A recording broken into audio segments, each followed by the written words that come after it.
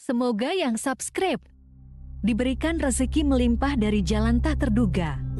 Dan yang like komen, dimudahkan jalannya menuju surga di hari akhir nanti.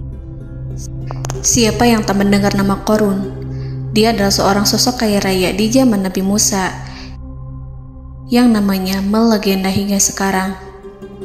Kisahnya diabadikan dalam Al-Quran, bahkan menjadi peribahasa atau ungkapan di masyarakat guna menggambarkan seseorang yang mirip dengan tabiatnya atau menisbatkan harta yang ditemukan terpendam dalam tanah sebagai harta Qorun. Qorun adalah miliarder kaya raya yang hidup sejaman dengan Nabi Musa. Saking kaya rayanya, Qorun setiap kali keluar dari rumahnya, ia didampingi dengan 300 pelayan laki-laki dan 300 pelayan perempuan.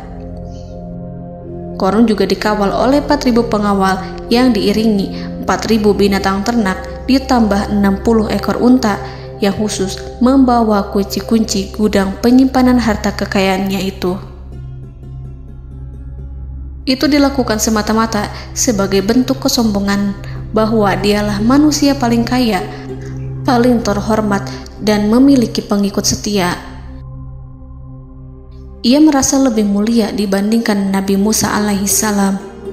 Orang-orang tentu saja akan penasaran seberapa banyak harta kekayaan Qorun jika pengawal dan pembawa kunci gudang kekayaannya sebanyak itu.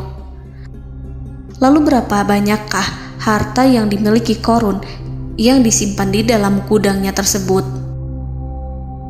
Sebelum saya melanjutkan, dimohon untuk menonton video ini sampai selesai supaya tidak ada kesalahpahaman dalam memahami isi cerita, serta mohon bantu channel ini semakin berkembang dengan cara tekan subscribe dan silakan tinggalkan like serta komen positifnya. Semoga dukungan pemirsa Risalah Kehidupan bernilai pahala dan menjadi wasilah dimudahkannya segala urusan pemirsa sekalian. Pemirsa Risalah Kehidupan, di zaman sekarang banyak orang yang mengistilahkan rezeki yang tak terduga dengan istilah harta Qorun. Lalu dari manakah sumber harta kekayaan Qorun yang sangat luar biasa itu? Serta di manakah Qorun dan hartanya ditenggelamkan? Siapakah Qorun dan bagaimana kisahnya dengan Nabi Musa? Qorun merupakan kaum Nabi Musa alaihissalam. Disebutkan oleh Ibnu Jurayj, nama lengkap Qorun adalah Qorun ibnu Yashar, ibnu Qahis, ibnu Lawi, ibnu Yakub. Ia merupakan putra paman atau sepupu Nabi Musa alaihissalam. Pasalnya, Nabi Musa alaihissalam sendiri adalah putra Imran, sedangkan Imran adalah putra Qahis. Dengan kata lain, Qorun masih satu kakek dengan Nabi Musa alaihissalam, yakni kakek Qahis. Ia adalah umat Nabi Musa yang taat. Tidak hanya memiliki banyak harta, Qorun juga termasuk orang yang cerdas dan berilmu. Ia menguasai ilmu duniawi dan ilmu ukhrawi, dan tercatat bahwa Qorun adalah ahli di bidang kimia. Dirinya tercatat sebagai ahli kitab Taurat setelah Nabi Musa. Kepandaian Qorun dalam ilmu agama membuat dirinya sering disebut dengan ilmu nawir, atau orang yang memberi cahaya dan penerangan. Suaranya terkenal merdu dalam membaca kitab Taurat. Selain itu, Qorun juga lihai dalam berbisnis. Ia mengetahui trik investasi yang menguntungkan, serta jalur perdagangan internasional yang strategis di zamannya. Kekayaan Qorun begitu banyak, sebagaimana tercatat dalam surat Al-Qasas ayat 76. Sesungguhnya Qorun termasuk kaum Musa, tetapi dia berlaku aniaya terhadap mereka. Kami menganugerahkan kepadanya perbendaharaan harta yang kunci-kuncinya sungguh berat dipikul oleh sejumlah orang-orang yang kuat. Dalam riwayat Kaisamah disebutkan, kunci gudang kekayaan Qorun dibutuhkan 60 bigol atau sejenis kuda kecil. Ukuran kuncinya sebesar jari, bahannya terbuat dari kulit, dan setiap kunci digunakan untuk satu gudang. Maka keluarlah Qorun kepada kaumnya dalam kemegahannya. Para ulama tafsir menjelaskan Qarun keluar dengan mewah diiringi dengan 300 gadis berbaju merah dan 4.000 kendaraan kuda. Tak heran, iring-iringan Qarun itu mengundang decak kagum mereka yang gandrung terhadap harta kekayaan. Sebagaimana yang terekam dalam ayat Al-Quran, moga-moga kiranya kita mempunyai seperti apa yang telah diberikan kepada Qarun. Sesungguhnya ia benar-benar mempunyai keberuntungan yang besar. Quran Surat Al-Qasas ayat 79. Namun tak sedikit kaumnya yang mengingatkan. Ingatlah ketika kaumnya berkata kepadanya, janganlah engkau terlalu bangga, sesungguhnya Allah tidak menyukai orang-orang yang terlalu membanggakan diri atau farihin. Ulama menafsirkan istilah farihin di sana juga berarti takabur, zolim, berbuat kerusakan, arogan, dan tak mau bersyukur terhadap nikmat. Qarun dikisahkan memiliki ribuan kuda yang berisikan emas dan perak. Bila keluar rumah, Qarun selalu berpakaian mewah dan dikawal 600 pelayan dan diiringi 4.000 ekor kuda serta 60 ekor unta yang membawa kunci-kunci gudang kekayaannya. Namun, sayangnya Qarun kemudian membangkang pada Nabi Musa dan menjadi pengikut setia Fir'aun.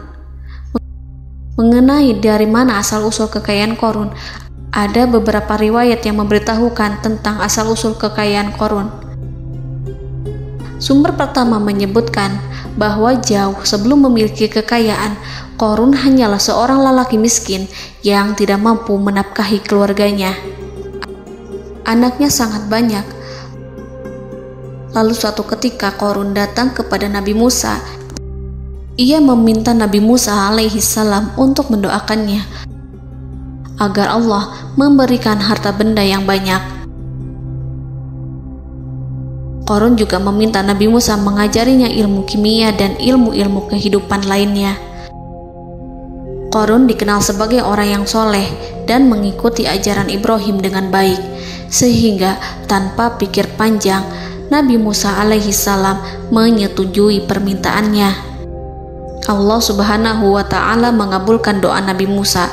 Qarun diberikan kecerdasan luar biasa dan menguasai ilmu yang telah diajarkan kepadanya. Qarun menguasai teori dan praktik pembuatan emas permata dan beragam perhiasan mewah lainnya. Ia juga pakar dalam ilmu arsitektur, rancangan bangunan, penataan kota, dan lain sebagainya. Tidak lama setelah itu, hidupnya berubah. Qarun pun hidup dengan bergelimbang harta. Ribuan gudang yang dimilikinya penuh dengan emas dan perak. Namun, sayangnya, keberuntungan yang didapatkannya membuatnya gelap mata. Qarun mulai hidup dengan penuh pamer, keangkuhan, dan penuh kesombongan. Kekayaan yang diberikan Allah Subhanahu wa ta'ala membuatnya lupa dengan Sang Maha Pemberi. Qarun merasa lebih terhormat dan mulia dibandingkan Nabi Musa. Ia pun akhirnya membelot dan durhaka pada Musa. Ia mengingkari janji-janjinya dulu dan beralih menjadi pengikut Fir'aun yang setia. Loyalitas Qarun terhadap Fir'aun membuatnya diangkat menjadi kepala mandor yang membawahi ribuan pekerja. Dikisahkan bahwa Qarun bersikap semena-mena terhadap para pekerja. Ia tega memotong upah mereka. Ia melakukan korupsi demi membangun istana dan kemegahannya sendiri, dan untuk membangun gudang-gudang penyimpanan harta yang telah ia kumpulkan jauh-jauh hari. Ketika datang perintah zakat, Nabi Musa alaihi salam pergi menemui Qarun dan memerintahnya mengeluarkan zakat sebesar 1 dinar dari setiap 1000 dinar hartanya, 1 dirham dari setiap 1000 dirham, 1 kambing dari setiap 1000 kambing, dan seterusnya. Setelah Qarun menghitung seluruh hartanya, ternyata jumlah zakatnya sangat besar. Kekikirannya pun mulai menghalangi hatinya untuk mengeluarkan zakat. Qarun enggan membayar zakat ketika Nabi Musa alaihissalam menagih zakat yang diperintahkan oleh Allah untuk ditunaikan olehnya. Ketika Qarun dimintai zakat, ia langsung marah dan tidak memberikan sedikit pun kekayaannya. Dia berpikir bahwa harta kekayaan yang dimilikinya didapat dari hasil kerja dan usahanya, dan tidak ada kaitannya dengan siapapun, termasuk Allah Subhanahu wa Ta'ala.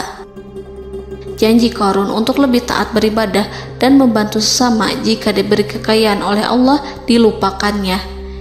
Dia mempergunakan kekayaannya tersebut dalam kesesatan, kezoliman, dan permusuhan, sehingga membuatnya menjadi sombong dan terlena. Orang-orang beriman pada masa itu sering menasihati Qarun untuk bersyukur atas nikmat yang telah Allah berikan, tetapi dia tidak mengindahkan nasihat tersebut. Dari sikapnya tersebut sudah jelas bahwa Qarun tidak membutuhkan nasihat kebenaran, bahkan merasa tidak takut dengan ancaman Allah. Sebab Qarun merasa sudah memiliki segalanya. Qarun merasa dirinya hebat dan pintar serta punya banyak pengikut setia, punya banyak pengawal dan merasa aman karena dekat dengan Raja Fir'aun. Qarun berkata, "Sesungguhnya aku mendapatkan harta ini karena ilmu yang ada padaku." Qarun sangat sombong. Ia merasa hartanya didapatkannya sendiri tanpa campur tangan dan kehendak Zat yang Maha Kaya, yakni Allah Subhanahu wa Ta'ala. Apakah Qarun lupa ataukah ia tidak tahu bahwa Allah telah membinasakan orang-orang sombong sebelumnya yang bahkan lebih kuat darinya, yang lebih kaya darinya, yang lebih banyak pengawalannya, lebih kokoh dan tak terkalahkan dibanding dirinya? Karena terdorong sifat kikir dan angkuh, maka Qarun membuat rencana untuk melakukan tipu daya agar dia terlepas dari kewajiban membayar zakat. Dia ingin menjatuhkan nama baik dan citra baik Nabi Musa. Kemudian dia mengumpulkan tokoh-tokoh konglomerat Bani Israel. Ia berkata kepada mereka, "Wahai saudara-saudaraku, terhadap apa yang diperintahkan Musa untuk membayar zakat, apakah kalian akan mematuhinya? Sekarang dia hendak mengambil harta yang ada di tangan kalian, maka pikirkanlah suatu cara untuk menghindari perintahnya." Para pembesar-pembesar yang dipanggil kemudian menjawab, "Wahai paduka Qarun, engkau lebih besar daripada kami. Kami akan melakukan apapun yang kau inginkan." Qarun berkata, "Datangkanlah kepadaku wanita cantik. Aku akan memberinya hadiah besar jika ia berhasil menggoda dan memfitnah Musa." Ketika wanita cantik yang diinginkannya datang, Qarun memberikan kepadanya uang muka sebagai jaminan. Ia akan membayarkan seluruh yang dijanjikannya ketika berhasil menjalankan misinya. Bukan hanya itu, Qarun pun berjanji akan menjadikan wanita ini sebagai istrinya. Keesokan harinya, Qarun mengumpulkan Bani Israel. Setelah itu, Qarun menghadap kepada Nabi Musa seraya berkata, "Orang-orang menanti kedatangan Anda, sampaikanlah saran dan nasihat kepada mereka." Nabi Musa kemudian keluar dari rumahnya. Ia mulai menyampaikan nasihat pada umatnya. Di antara nasihatnya, beliau berkata, "Barang siapa yang mencuri, aku akan memotong tangannya. Barang siapa yang memfitnah, aku akan mencambuknya sebanyak 70 kali. Barang siapa yang tidak mempunyai istri dan dia berbuat zina, maka aku akan mencambuknya sebanyak 70 kali. Adapun barang siapa yang memiliki istri dan ia berbuat zina, aku akan rajam dia sampai mati." Qarun kemudian berkata, "Apakah ini juga berlaku untuk Anda jika Anda sendiri yang berbuat zina? Apakah Anda akan menerima hukumannya?" Kemudian Nabi Musa menjawab, "Ya, meskipun saya sendiri yang melakukannya." Maka kemudian Qarun memanggil wanita yang telah dibayarnya. Wanita itu berdiri di depan Nabi Musa dan Bani Israel yang telah berkumpul, mengaku sedang hamil karena berhubungan badan dengan Nabi Musa. Maka marahlah Nabi Musa atas fitnah kejam yang diarahkan kepadanya. Kemudian Nabi Musa melakukan sholat 2 rakaat, lalu mendatangi wanita itu dan menyumpahnya agar mengatakan siapa yang menyuruhnya. Wanita itu menjadi ketakutan. Ia bergemetar di depan Nabi Musa dan mengaku bahwa yang menyuruhnya adalah Qarun. Lalu wanita itu bertaubat dan meminta maaf kepada Nabi Musa. Seketika Nabi Musa bersujud seraya berdoa kepada Allah agar menimpakan azab kepada Qarun. Allah memberi wahyu kepada Musa bahwa bumi telah dijadikan tunduk kepada perintah Nabi Musa. Kemudian Nabi Musa berkata kepada bumi, "Wahai bumi, telanlah Qarun beserta kekayaannya, habiskanlah semua." Kala itu Allah menurunkan wahyu kepada Musa alaihissalam untuk memerintah bumi apapun yang diinginkannya. Begitu Nabi Musa alaihissalam datang dengan wajah sangat marah, barulah Qarun merajuk, "Wahai Musa, sayangilah aku." Sementara Nabi Musa alaihissalam tak bergeming. Beliau lantas berkata pada bumi, "Wahai bumi, ambillah mereka." Seketika rumah Qarun mulai bergetar. Qarun dan antek-anteknya mulai dibenamkan hingga bagian lututnya. Rumahnya ikut turun sedalam lutut. Qarun kembali merajuk, "Sayangilah aku Musa." Rumahnya kembali berguncang. Kini Qarun dan kawan-kawannya kembali terbenam hingga pusar. Demikian pula rumahnya. Qarun terus merajuk, "Wahai Musa, sayangilah aku." Sementara Nabi Musa alaihissalam kembali meminta bumi, "Wahai bumi, ambillah mereka." Rumah Qarun berguncang lagi, sementara Qarun dan kawan-kawannya terus terbenam hingga bagian tenggorokannya. Demikian pula rumahnya. Qarun lagi-lagi menjerit, "Wahai Musa, sayangilah aku." Namun Nabi Musa alaihissalam tak bergeming. Beliau terus meminta bumi menelannya hingga akhirnya Qarun dan kawan-kawannya hilang seluruhnya ditelan bumi. Tak lama setelah itu Allah berkata, "Wahai Musa, apa yang membuatmu bersikap demikian? Padahal demi kemuliaanku, andai dia Qarun berdoa kepadaku, niscaya aku akan rahmati. Maka kami benamkan dia beserta rumahnya ke dalam bumi, maka tidak ada baginya satu golongan pun yang akan menolongnya selain Allah, dan dia tidak termasuk orang-orang yang dapat membela diri." Quran Surat Al-Qasas ayat 81. Lalu di manakah lokasi ditenggelamkannya Qarun beserta harta bendanya? Konon berdasarkan kepercayaan beberapa masyarakat setempat, Qarun ditenggelamkan di sekitar sungai atau danau Moris yang terkenal di kota Payom, negara Mesir. Qarun konon mendirikan istana dan di tempat itu pula ia ditenggelamkan. Dahulu, Qarun berkeinginan membangun sebuah istana, namun tidak diizinkan oleh Fir'aun jika istana itu dibangun di samping istana Fir'aun.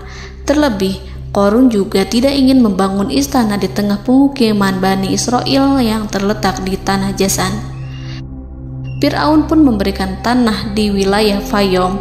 Kemudian di tepi sungai Payom inilah Qarun membangun istananya yang megah, dan di dalamnya ia membangun Al-Khunuj, gudang penyimpanan harta berisi emas dan perak. Salah satu bukti arkeologis yang dapat dijumpai di lokasi tersebut adalah runtuhan bangunan yang diduga sebagai tempat tinggal Qarun yang berjarak sekitar 2 km dari Danau Qarun. Menurut beberapa sumber, bangunan yang masih berdiri kokoh tersebut adalah benteng yang dibangun oleh Qarun. Namun ada juga yang mengatakan bahwa bangunan tersebut adalah tempat tinggalnya. Wallahu a'lam. Semoga kita semua dijadikan orang yang Allah mampukan menjadi orang kaya namun tidak seperti Qarun,